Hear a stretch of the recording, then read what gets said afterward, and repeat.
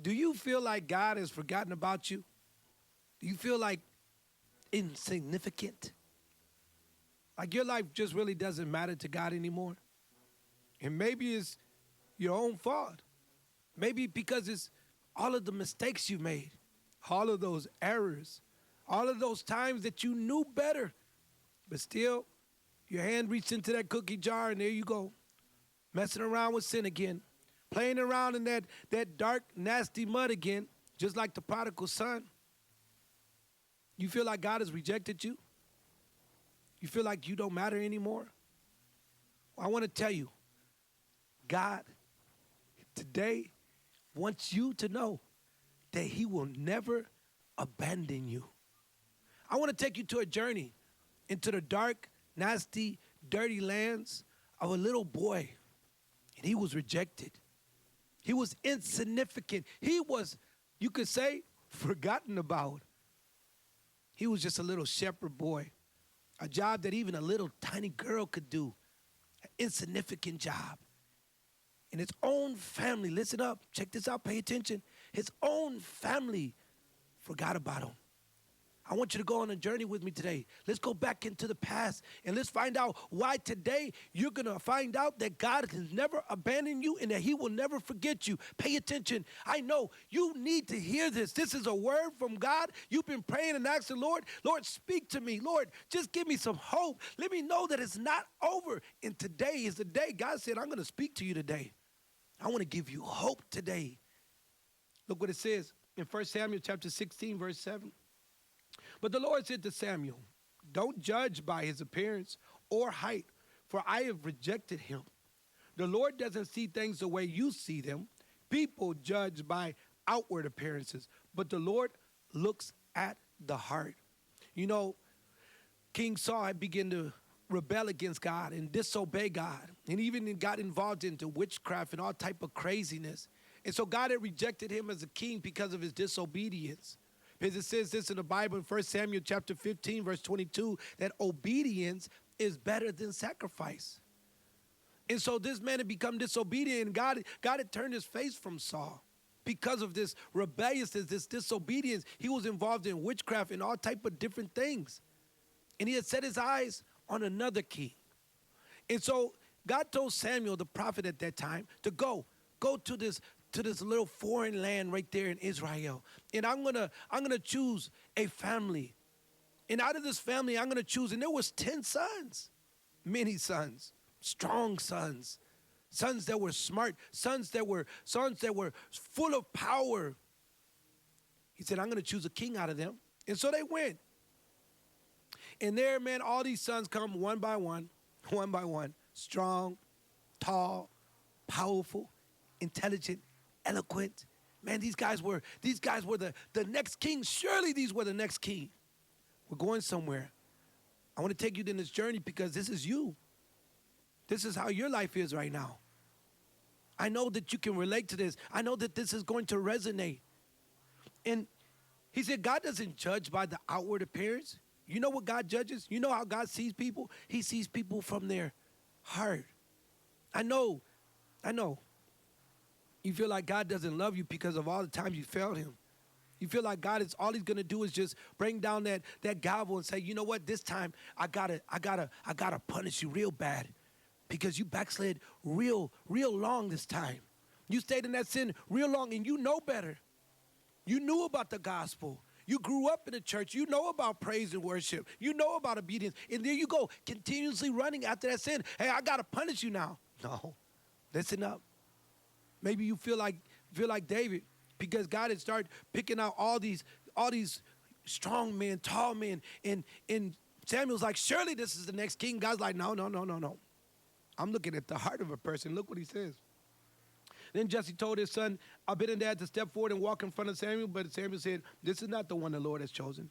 Next, Jesse summoned Shemiah, but Samuel said, neither is this the one the Lord has chosen. In the same way, all 7 of Jesse's sons were presented to Samuel, but Samuel said to Jesse, the Lord has not chosen any of these.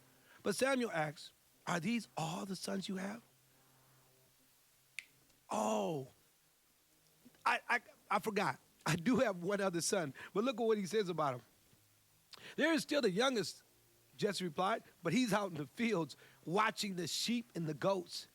Send for him at once, Samuel said. We will not sit down to eat until he arrives. So Jesse sent for him. He was dark and handsome with beautiful eyes. And the Lord said, this is the one. Anoint him.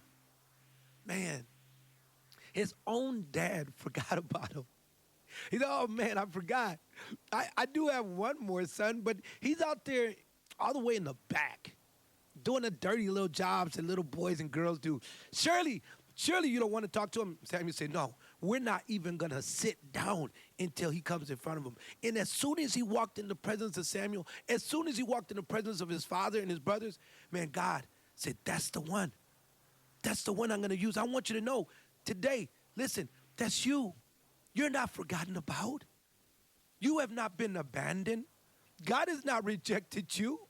You might seem short in your eyes. You might seem like nobody cares about you in your own eyes. You might feel like God has forgotten you in your own eyes. But let me tell you something. God sees the heart. He knows that you want to please God. He knows that you're trying to please God. He knows that there's sin in your life and that you're struggling and you're battling and you're failing. But you know what? You get back up. You get back up and you say, God, please, Lord, I want to change. I don't want to be like this. And you're all the way in the back. You feel like, man, nobody cares about you. Nobody knows how insignificant you feel inside. But I want you to know God does. And God has set his eyes on you. And God has chosen you. And God has anointed you. And let me tell you something. He anointed you and chose you before you were even born. Before you were even born, you were in the mind of an amazing creator.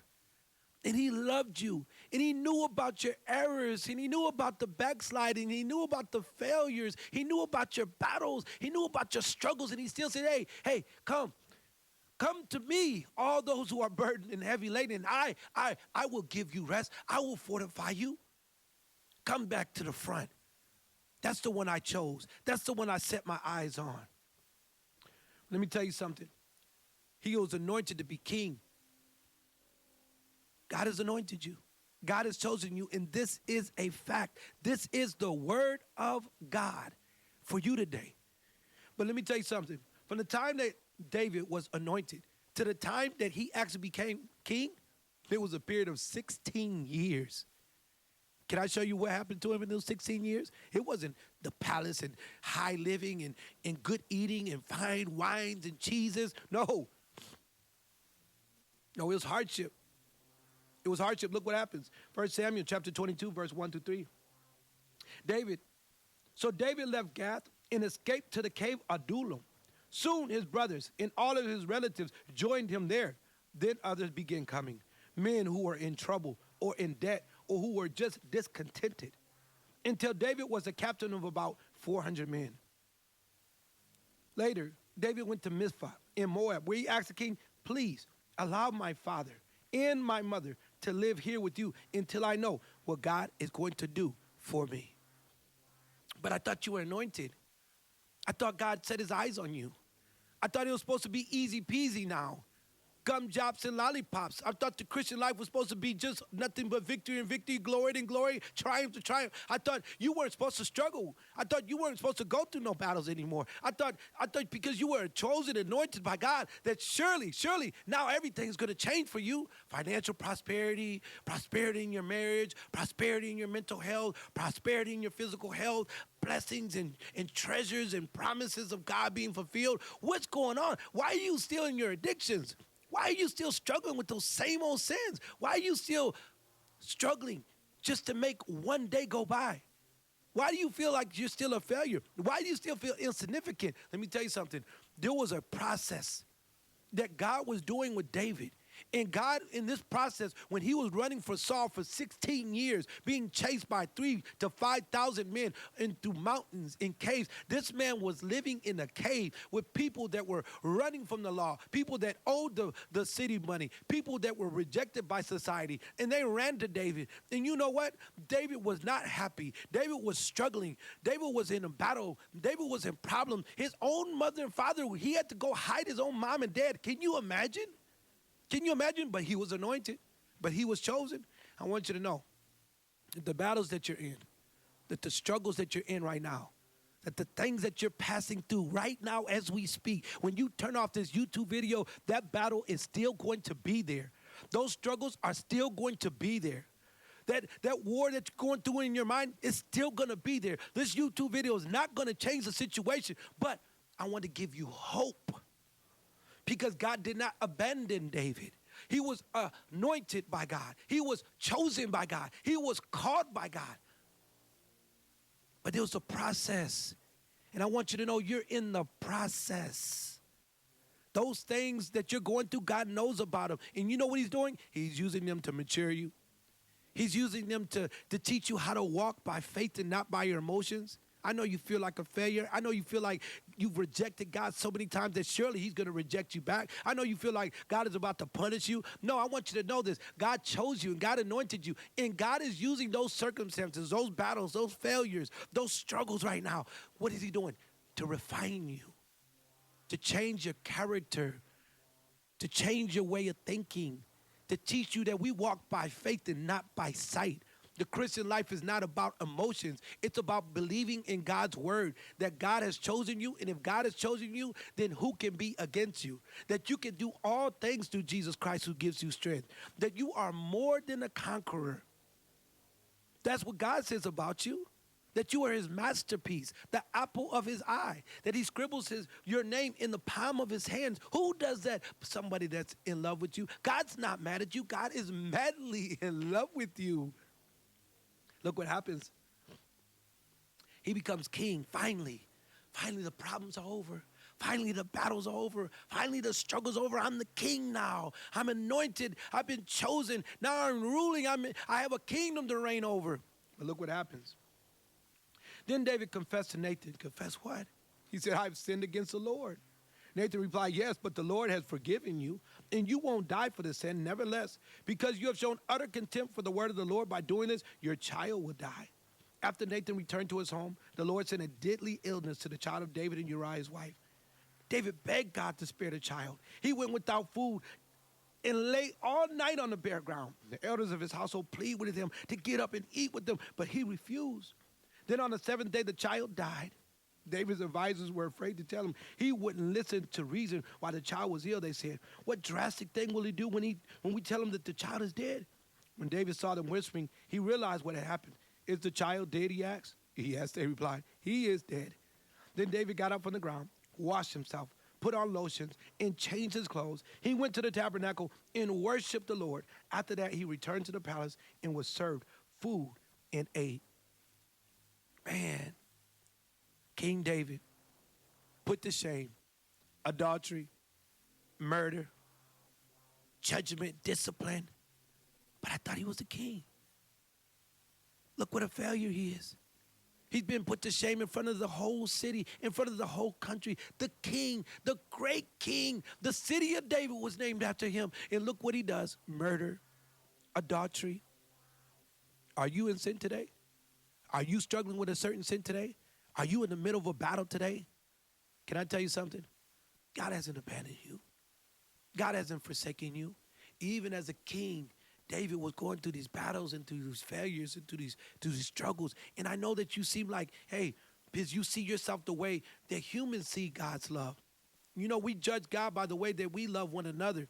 Very conditional, drawing lines. Like if somebody offends you and you cross this line, that's it. And many times, man, we feel like that's God. That we've sinned so much, so many repetitive sins, so many times that we fail God, so many times we repented and fell into the same sin again, that surely God is going to draw that line. I want you to know this. There are consequences for sin. There is. It's a price to pay. Sin is not free. And sometimes even with tears and weeping and asking God to have mercy, those consequences are going to come. But it's not over.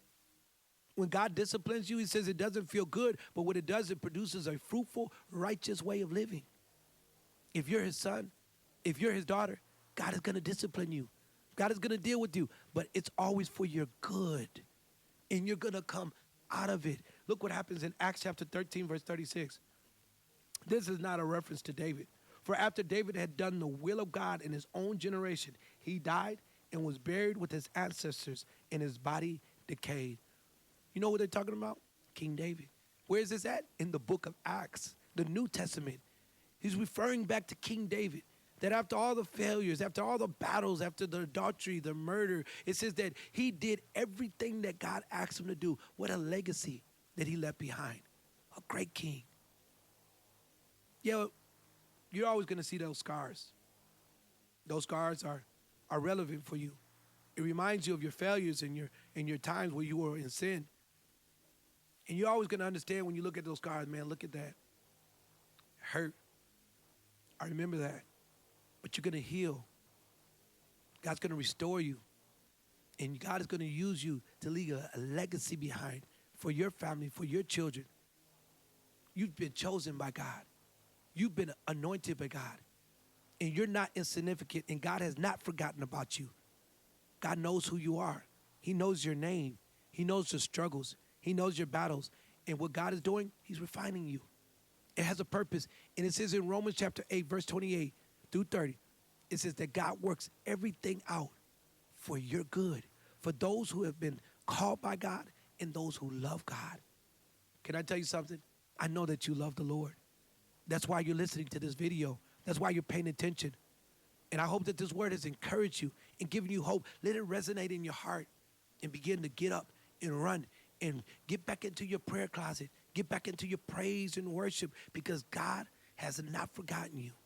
Praise the Lord. I hope this video has been a blessing to you. I hope this video encouraged you. If you would like to show your appreciation for this video or for this YouTube channel, there's two different ways you can show your appreciation. The first way, it's a super thanks. It doesn't matter the amount. Whatever you give from your heart, it's a blessing to my life and is greatly appreciated. Also, I would like to encourage you to become a channel member. A channel member has amazing perks, shorts, long content videos, archive videos, live one-on-ones when I go live. Usually on Sunday, I do go live. By the way, if you would like to catch me one-on-one and have some chats, if you're a member, you can have a one-on-one chat with me. All those are done. If you look down in the description below, you'll find that it'll take you to a link that's going to take you straight to my YouTube account, and there you can become a member. If you're not a YouTube subscriber, please do me a favor. Smash that button. Become a subscriber. Make sure you hit that bell, turn on all notifications, so every time I drop a video, you'll be blessed by the Lord. Until next time, I love you so much.